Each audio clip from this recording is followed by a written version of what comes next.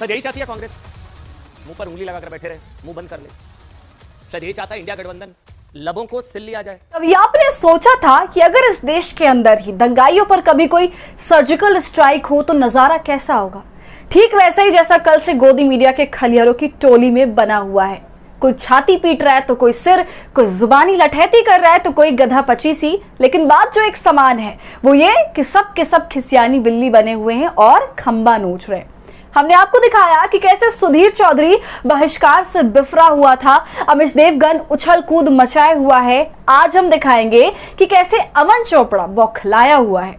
नमस्कार, आदाब, आप देख रहे खबर अड्डा और मैं हूं आपके साथ सुम्बुलीरम। इधर इंडिया गठबंधन ने 9 न्यूज चैनलों के 14 नफरती जहर नवीसों का बहिष्कार किया।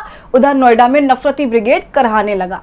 कोई तो कोई कुछ बोल रहा है, लेकिन अमन चोपड़ा के लिए दर्द का ओवरडोज इतना ज्यादा हो चुका था कि अमन चोपड़ा ने अपना कार्यक्रम शुरू किया था तो बेचारे की सिट्टी पिट्टी ही गुम थी।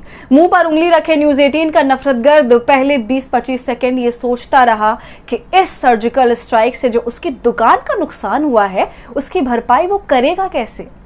फिर नफरतगर्द ने मन में जोर से जय अंबानी का नाम लेकर सोचा कि जो अब तक करते आए हैं कम से कम वही कर लेते हैं। ऐसा ना हो कि इंडिया गठबंधन को मनाने जाएं और हाथ से एनडीए निकल जाए।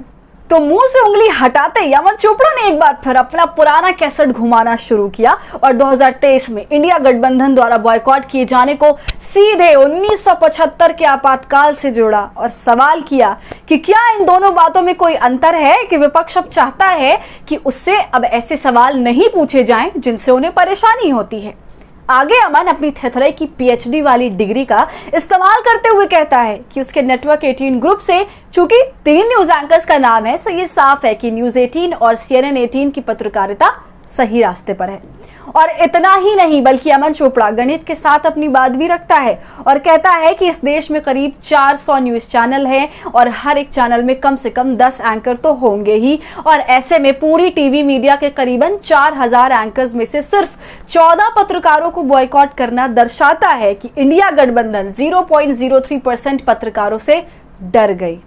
मतलब कुतर्क पर कुतर्क, ऐसे कि हर कुतर्क पर दम निकले। बहुत भौके गुल्लू का साथी, फिर भी उसके अरमान कम निकले।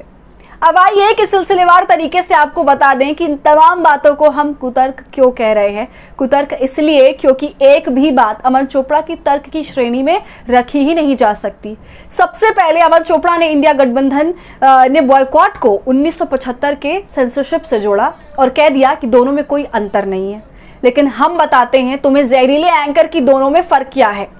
दोनों में फर्क यह है कि उस समय एक पार्टी शासन में थी, लेकिन आज एक गठबंधन के 26 दलों ने तुमसे किनारा किया है। उस समय देश पर आपातकाल थोपा गया था जिसका हम कभी भी समर्थन नहीं कर सकते और कहते हैं कि वो कांग्रेस की गलती नहीं बल्कि गुनाह था। लेकिन आज जो बॉयकॉट किया गया है वो सिर्फ नफरत परस्त और सत्ता समर्थक चरण चुंबकों का है। अब आओ तुम्हारे उस कुतर्क का भी जवाब दे दे जिसमें तुम ये कह रहे थे कि तुम्हारे कंधों पर हमारे बुनियादी सवाल पूछने की जिम्मेदारी है।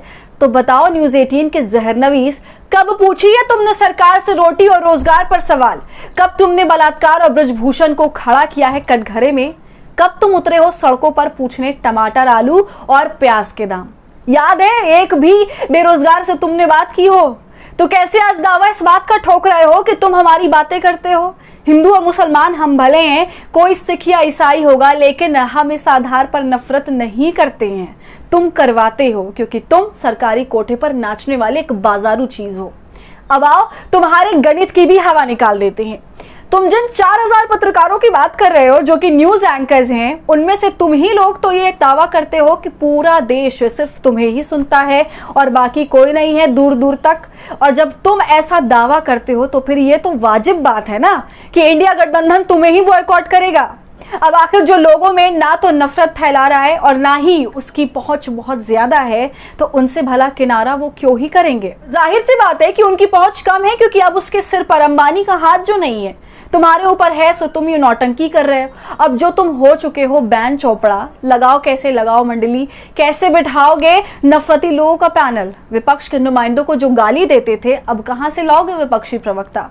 ज्यादा से ज्यादा वही मिलेंगे तुम्हें भाड़े के लोग जिन्हें तुम विश्लेषक का चोला पहनाकर काम चलाओगे, क्योंकि तुम्हारी बौखलाहट साफ बताती है कि सर्जिकल स्ट्राइक का रॉकेट तुम्हारी दुकान पर गिर चुका है। दीवारें सही सलामत हैं, लेकिन बिखर चुके हो तुम। हाहाकारी, ललकारी और दंगाई मीडिया पर इंडिया के इस प्रहार से जो बौखलाहट मची हुई है, उस पर क्या है आपकी राय? हमसे कमेंट सेक्शन में जरूर साझा कीजिए। और हमारी फ्री जर्नलिज्म को आपके सपोर्ट की जरूरत है, वो तभी होगा जब आप जितना ज्यादा थैंक्स बटन का इस्तेमाल करेंगे और इससे हमारी हौसला अफजाई करेंगे। साथ ही अगर अब तक आपने हमारे चैनल खबर अड्डा को यूट्यूब पर सब्सक्राइब नहीं किया है तो इसे अभी कर लें।